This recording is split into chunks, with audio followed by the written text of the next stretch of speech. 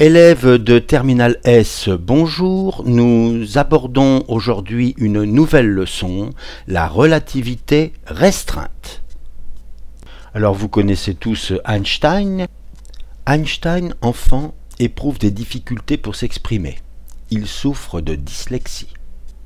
À l'école, ses professeurs le jugent plutôt comme un mauvais élément. Il rate souvent ses examens, il est même renvoyé du lycée.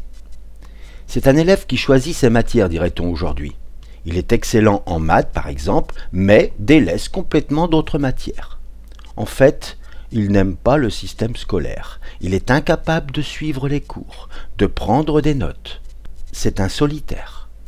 À 12 ans, par exemple, il étudie seul la géométrie euclidienne. À l'école polytechnique de Zurich, où il est finalement reçu et obtient un diplôme de justesse, il étudie la physique en autodidacte. Après ses études, il ne peut obtenir qu'un travail modeste à l'Office des brevets de Berne. Pendant cette période, il se passionne pour la physique qu'il étudie après le travail. Et à partir de là, ce sera la relativité restreinte en 1905, l'hypothèse des quantas de lumière et le prix Nobel pour son explication de l'effet photoélectrique, la théorie du mouvement brownien dans une thèse sur les molécules, en 1916 la relativité générale avec la fameuse formule E égale mc2, etc., etc. Einstein est un génie qui s'est construit seul, un génie qui est toujours resté humble. Alors la partie du programme que nous traiterons dans cette leçon, invariance de la lumière et caractère relatif du temps, postulat d'Einstein, notion d'événement, temps propre, dilatation des durées.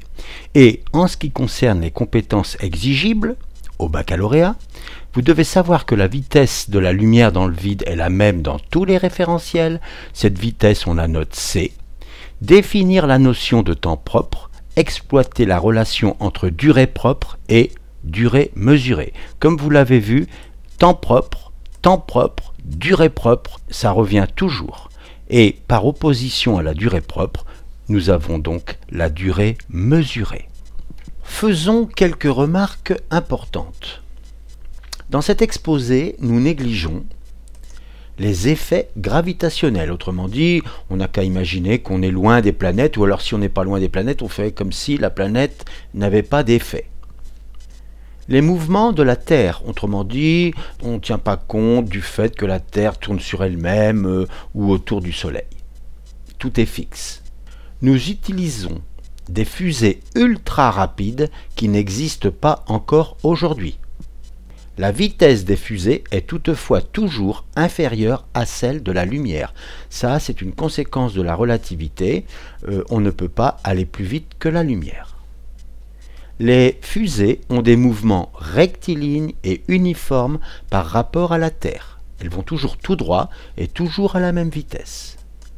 Le référentiel terrestre et les référentiels des fusées sont donc considérés comme galiléens, puisque vous le savez peut-être, lorsqu'un référentiel est en mouvement rectiligne et uniforme par rapport à un référentiel galiléen, il est lui-même galiléen.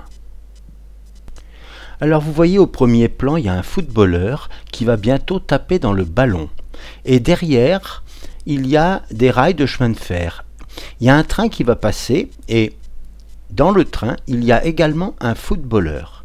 Et le footballeur qui est dans le train, il va taper lui aussi dans le ballon, exactement en même temps que le footballeur que nous voyons là.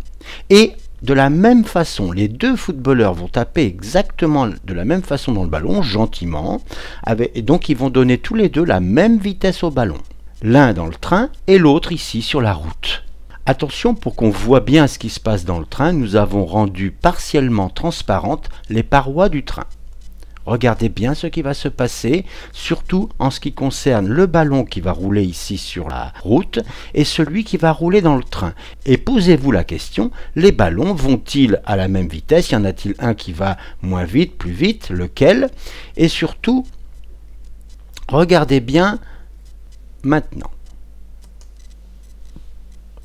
Alors vous voyez le train qui arrive. Attention. Voilà. Vous avez vu, dans le train, le ballon va plus vite. Quand on dit que le ballon va plus vite dans le train, on veut dire par là, par rapport à la route. Parce que dans le train, pour le footballeur qui était dans le train, le ballon, il allait à la même vitesse que le ballon du footballeur qui est sur la route, qui regardait son ballon.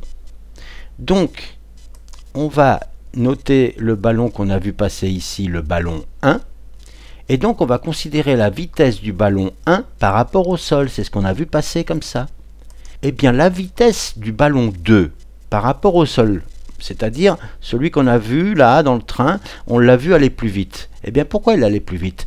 Parce qu'il avait la vitesse du ballon, donc numéro 2, par rapport au train, qui est la même que celle-ci.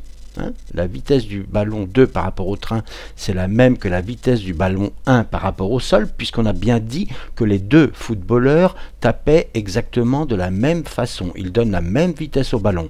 Mais pourquoi nous, on le voit aller plus vite? Eh bien parce que il faut ajouter bien sûr la vitesse du train qui passe ici, et donc vitesse du train par rapport au sol. Ceci, c'est ce qu'on appelle le principe de relativité de Galilée, c'est-à-dire que ça date de 4 siècles, et ce principe, c'est le principe qui est complètement intuitif. C'est normal. Si quelqu'un tape dans un ballon, dans un TGV, un ballon tout doucement, comme ça, eh bien, quelqu'un qui voit passer le TGV, évidemment, il voit le ballon qui va très vite, parce que le ballon, il va à la vitesse qu'on lui a donnée dans le TGV, plus la vitesse du TGV. Bon. Alors maintenant, nous refaisons la même expérience que celle des ballons de foot. Nous avons ici un physicien qui tient dans la main un laser pulsé. Un laser pulsé, c'est un laser qui émet de la lumière pendant une durée très courte. Supposons par exemple une nanoseconde. Eh bien, si la lumière est émise pendant une nanoseconde, nous avons des faisceaux qui ont une longueur de 30 cm. Donc, dans cette expérience, les ballons sont remplacés par des faisceaux laser de 30 cm de long et les trains sont remplacés par des fusées. Et de la même façon que l'on s'intéressait à la vitesse des deux ballons, on va s'intéresser à la vitesse des deux faisceaux laser. Alors nous allons réduire la taille de ce personnage maintenant pour regarder ce qui se passe. Nous attendons la fusée. La voilà. Top! Vous avez vu que les faisceaux laser cette fois ont la même vitesse. Il n'y a pas comme avec les ballons un faisceau qui irait plus vite que l'autre. Voyons maintenant ce qui se passe du point de vue de la personne qui est dans la fusée. Alors elle voit sa fusée immobile et elle voit au contraire le paysage qui est en dessous aller dans le sens opposé. Alors donc, elle voit passer l'autre personne qui a un laser pulsé. Regardez bien ce qui va se passer. Top! Vous avez vu que les faisceaux laser sont émis en même temps et qu'ils vont à la même vitesse. Alors, question numéro 1, énoncez le postulat d'Einstein à propos de la vitesse de la lumière dans le vide. D'après ce que nous venons de voir, la vitesse de la lumière ne dépend pas de la vitesse de la source. Et cette vitesse est la même dans tous les référentiels. Cette vitesse de la lumière ne dépend pas du référentiel dans lequel on l'observe. La vitesse de la lumière dans le vide est la même dans tous les référentiels, elle ne dépend pas de la vitesse de la source. Cette vitesse est très très grande. Elle vaut 2,997927 10 puissance 8 mètres seconde moins 1. Comme vous le voyez, elle est connue avec une grande précision. Et c'est un hasard, c'est une coïncidence que si on arrondit à 3 chiffres significatifs, ça tombe juste, ça fait 3,00 10 puissance 8 mètres seconde moins 1. On aurait d'ailleurs pu ajouter un chiffre significatif. Cette vitesse est extraordinaire. Elle est fabuleuse. Parce que si vous prenez la planète Terre, dont le périmètre est à peu près 40 000 km, sachant que la lumière fait 300 000 km en une seule seconde, vous voyez qu'en une seule seconde, la lumière fera 7,5 fois le tour de la Terre. Évidemment, c'est extraordinaire, personne ne peut aller aussi vite que la lumière, sauf peut-être Superman, regardez. Top, top, vous voyez, il n'a pas mis longtemps pour faire 7,5 fois le tour de la Terre. J'ai dit top et top à une seconde d'intervalle, vous avez vu, on n'a pas trop eu le temps de voir ce qui se passait. Étudions maintenant les notions de durée propre et durée mesurée. Alors nous avons une observatrice que nous appellerons l'observatrice O et une horloge H. Ceci constitue le référentiel R. Et bien dans le référentiel R, on définit un repère fixe O, X, Y, Z. Question numéro 2. Quelle est la vitesse de l'horloge H mesurée dans le référentiel R par l'observatrice O?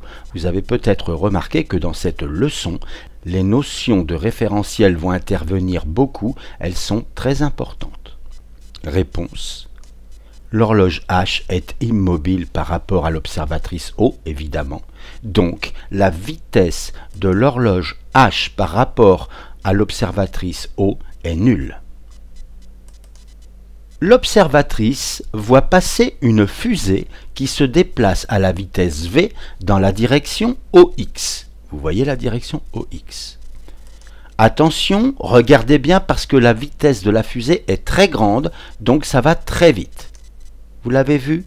Alors si vous n'avez pas eu le temps de voir la fusée, heureusement, nous l'avons filmée. L'observatrice avait une caméra et donc elle a filmé. Nous allons pouvoir voir au ralenti.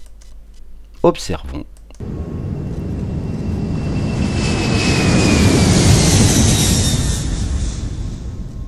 On a déjà vu un peu mieux ce qui se passait et maintenant regardez comment c'est dans la fusée.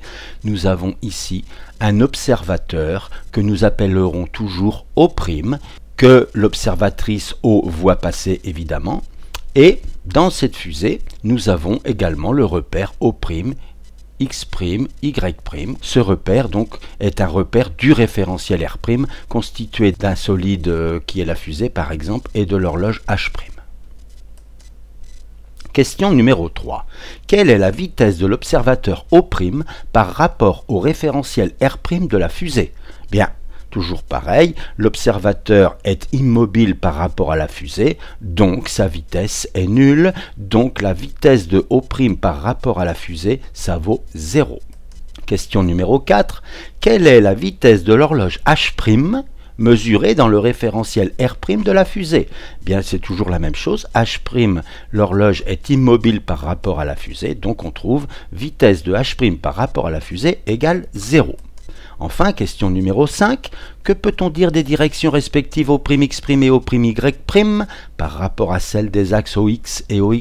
Eh bien, tout simplement que O'X' est parallèle à OX et que O'Y' est parallèle à OY. Eh bien, la leçon est déjà terminée. Nous nous revoyons pour la deuxième partie où là, les choses sérieuses vont commencer. À tout de suite!